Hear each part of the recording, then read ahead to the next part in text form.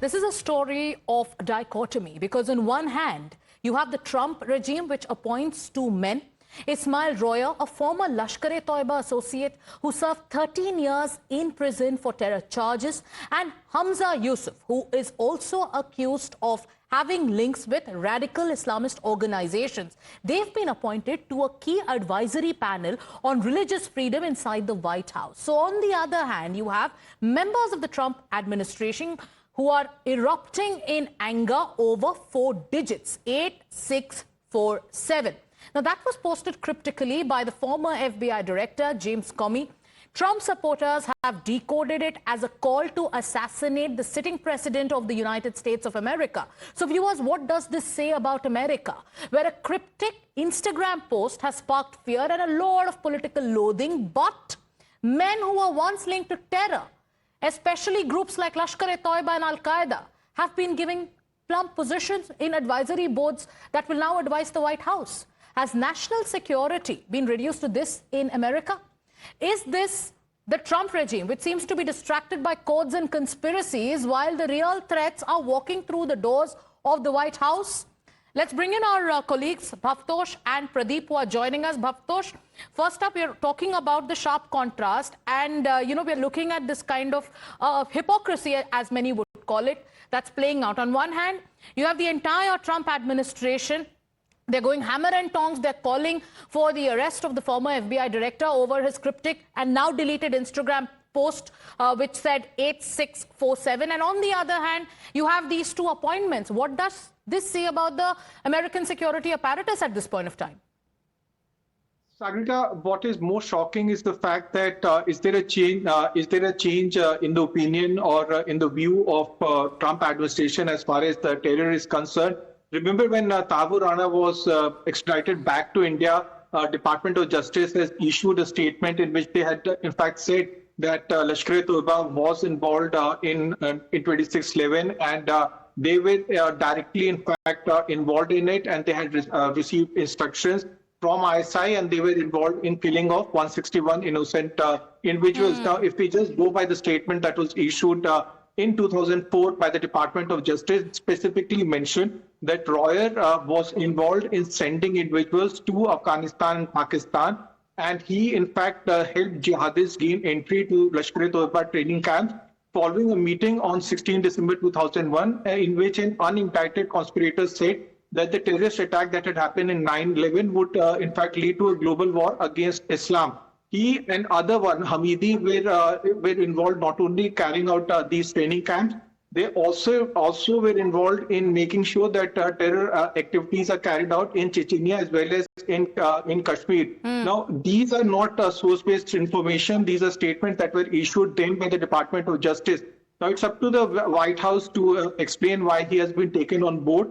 Yeah. As of now, India has not issued any statement, but a very worrying development as far as this appointment is concerned. Yes, a worrying development indeed. And what do we know about this person, Ismile Royer? Pradeep, stay with us, because this is a person who spent 13 years in prison after being charged for terror links. It is reported that he trained with the Lashkar-e-Toiba in Pakistan in the year 2000 and also allegedly took part in attacks in Kashmir.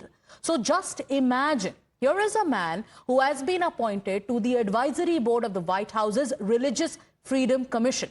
In the year 2003, it was Royer who was charged with terrorism-related offenses, including conspiring to wage a war against the United States and providing support to both Al-Qaeda and Lashkar-e-Toiba. What is the larger message, viewers? A man with direct links to terror groups sits inside an institution that is meant to protect religious liberties. But liberties for whom, one might ask? For those who once picked up the gun against America? Pradeep, a worrying development. We are going through the dossier that was prepared on Ismile Royer. But also, there is commentary coming in because we are also looking at this contrast. It is Donald Trump who's also spoken about that post, that 8647 post. Top members of the Trump administration are going hammer and tongs against the former FBI chief. And there's no outrage over what's happening with regards to these two appointments, especially the likes of Ismile Royer making his way to this kind of an advisory board. What a paradox, in fact. On one hand, Donald Trump often keeps on talking about America first, but it seems more than America first, it's Donald Trump first that he's really concerned about. He's not concerned about the national security. He's more concerned about his own security. That's one of the reasons that he's totally mum so far as the issue of appointing this ex-jihadist in the advisory board, and that to the religious liberty. What kind of religious liberty he's talking about? Because when you have a people, they are using religions to indoctrinate, brainwash young minds and lure them to the gun culture. And he made many people join Lashkar-e-Toiba camp. He himself has undergone training in one of the Lashkar-e-Toiba camp in Pakistan, Ismile Royer. Not only that, he was also part of the firing on Indian posts at a line of control. And everybody knows that kind of a role that Al-Qaeda has played in 9/11. So how come all of a sudden that they become good jihadists and they're very good for America and they'll be really doing good to them? Now the question arises that why he is so much concerned about that post 8647 that has been put on by the James Comey, because everybody knows that there is a long history of feud between the two, because it was in 2017 when he was shown the door by Donald Trump. Reason being that Donald Trump thought that he was not able to do justice so far as the mail of Bill Clinton was concerned. Right. Because that was the time, because he was, as an FBI director, he was looking at how the role of the Russian interference during the Donald Trump election. Right. So that is one of the reasons that he had been angry. So they are saying that 8647 means we are shocked. There is a lot of commentary about these two appointments. In fact, those who are considered to be close aides of Donald Trump and also supporters of Donald Trump, they are saying that this is absolute insanity. How is it that there is no vetting? There are no checks. And is this allowed? What are we rationalizing at this point of time? The other person in question here is a person called Sheikh Hamza Yusuf. The charge is that he has alleged or once had alleged links to proscribed terror outfits. The Trump camp is for now insisting that these appointments are about inclusivity and also reform. But if that's the case, why is there silence on Royer's past admissions? Let's take you through the views of this person called Ismile Royer. What did he say about the Lashkar? And this is an interview that happened in 2023. It was an interview to the Middle East Forum. He was quoted as saying, and I quote, "I liked people of Lashkar." Then he went on to say, "I was told that LET is not an extremist group." Then he also said in this very interview that he asked people to join and motivated people to join the Lashkar. Let's take you through the other part of this graphic where there are more revelations that are being made. He was told that LET followed a Saudi imam. Then what did he go on to add? He went on to add that he encouraged Muslims to join Lashkar, and he asked Muslims to train in Kashmir as well. These are the views of Ismile Royer. To people in the Trump administration, do they endorse these views? Because Lashkar-e-Toiba, remember, is responsible for planning and executing terror attacks like the 26/11. Now let's also contrast these appointments, viewers, with with the kind of panic and politics that's playing out in the United States over a code. What is that code? 8647.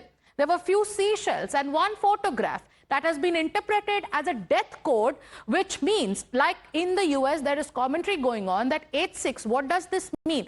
This means to get rid of someone, and 47 is referred to the 47th President of the United States, that is Donald Trump.